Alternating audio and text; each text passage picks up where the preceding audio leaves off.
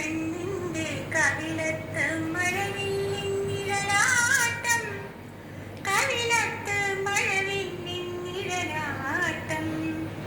കാലൊച്ച മുറ്റത്ത് കേട്ടപ്പോൾ അറിവൾക്ക് കനകക്കിനാവിന്റെ കളിയാട്ടം, കനകക്കിനാവിന്റെ കളിയാട്ടം. ഇന്ന് കടവത്ത് തോണിയടുത്തപ്പോൾ പെണ്ണിന്റെ കവിളത്ത്